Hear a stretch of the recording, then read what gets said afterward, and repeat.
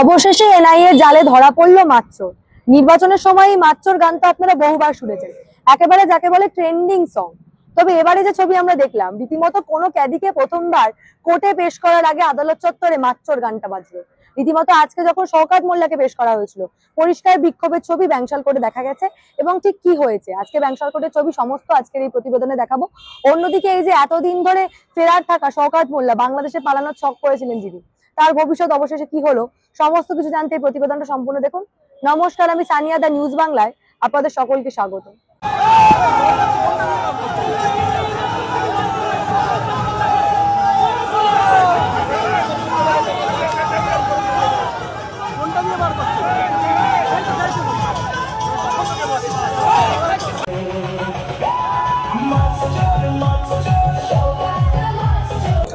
ভাঙড়ে বোমা বিস্ফোরণ কাণ্ডে শুক্রবার গ্রেপ্তার করা হয়েছিল শওকত মোল্লাকে।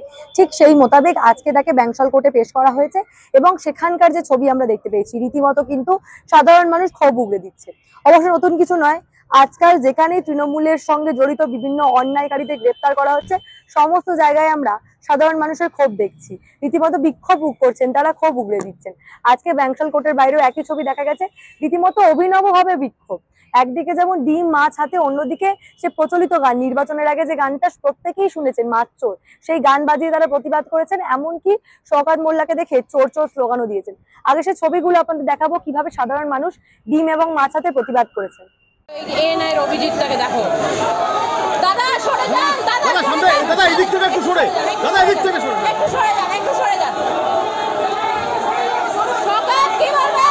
শওকত, শওকত কি বলবে? গান।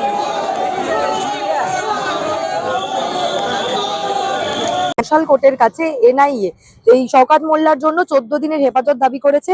অন্যদিকে এই যে ছবি এই মুহূর্তে আপনারা স্ক্রিনে দেখছেন, এটা এনআইএ দপ্তর থেকে যখন শওকত মোল্লাকে বের করা হয় তার পরের ছবি।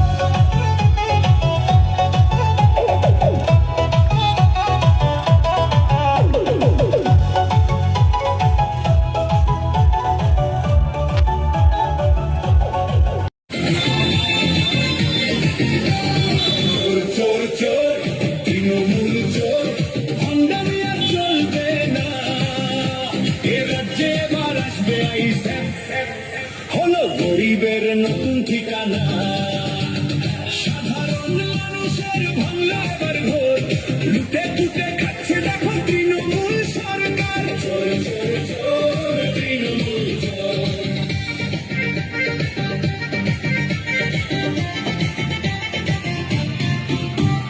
কোটি কোটি টাকা দেখলেন, ঠিক এইভাবেই কিন্তু সাধারণ মানুষ নিজেদের ক্ষোভ উগড়ে দিয়েছে।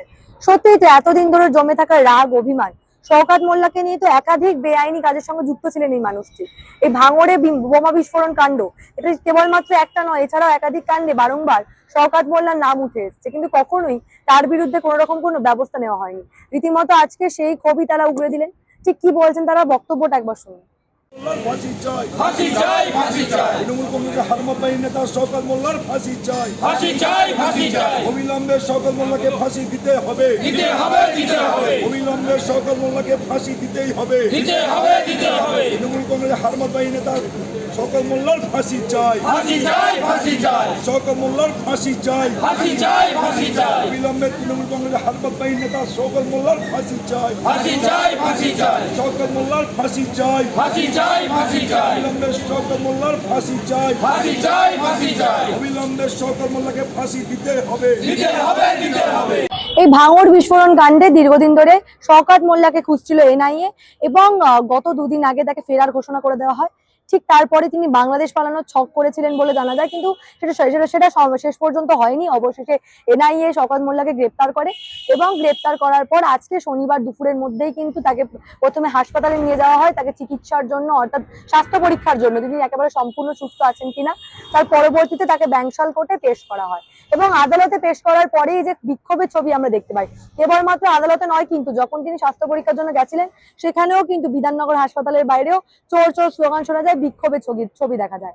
অর্থাৎ শওকত মোল্লাকে নিয়ে দীর্ঘদিন ধরে মানুষের মনে জমে থাকা রাগ, ক্ষোভ, অভিমান সমস্ত কিন্তু মানুষ কিন্তু এবারে উগরে দিচ্ছেন এবং শওকত মোল্লার ফাঁসির দাবি করছেন বহু মানুষ। আজকে কিন্তু যারা বিক্ষোভ দেখিয়েছেন তারাও কিন্তু এই শওকত মোল্লার ফাঁসির দাবি করছেন বলেই দেখা যাচ্ছে এখনো পর্যন্ত। সেই ছবিগুলো এই প্রতিবেদনে আপনাদের দেখালাম। এবার আপনারাই বলুন, আপনারা এই বিষয় নিয়ে কি ভাবছেন? আপনাদের মূল্যবান এবং গুরুত্বপূর্ণ মতামত অবশ্যই আমাকে জানাবেন দ্য নিউজ বাংলার কমেন্ট সেকশনে এবং দেখতে থাকুন দ্য নিউজ বাংলা।